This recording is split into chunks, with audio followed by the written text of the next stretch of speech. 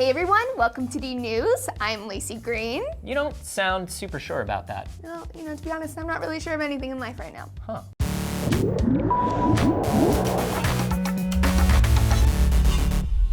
Have you heard of Uptalk?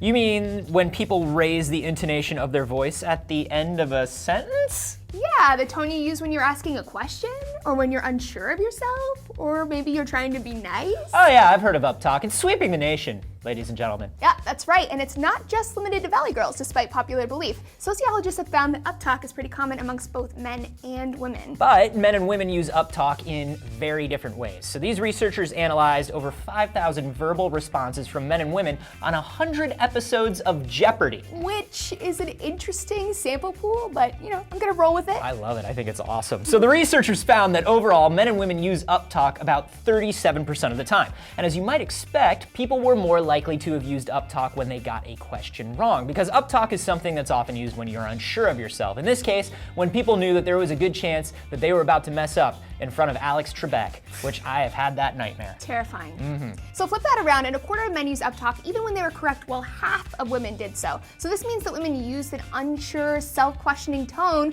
when they were right at about the same rate that men did when they were wrong. Men were also more likely to use Uptalk when correcting a woman than when correcting another man. Honey, are you sure that's a good idea? Dude, that is not a good idea. Which shows how Uptalk could also be a way to speak more diplomatically. Yeah, there might be a kind of misguided sense of chivalry going on there, I suppose. Guys feel like they can be a little more blunt with other guys than they can with women. Right, that's true.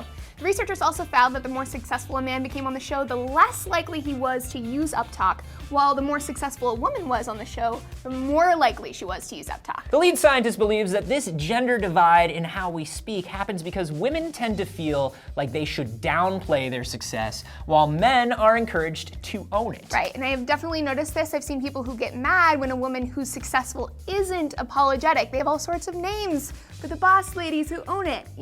She's a I have never heard that word before. Whereas when the dude is high power and owns it, he is the man, right? So I also remember this one study that we were thinking about covering here on D News about how hetero men felt threatened when their girlfriend or wife was more successful than them. Right, and I think a lot of this is a gender role thing. Men are expected to be the breadwinners, and women are supposed to take a more passive, receiving role. And when that's flipped, both men and women get a little uncomfortable. And you know what they say, it's not what you say, but how you say it. That's like 98.4% of communication?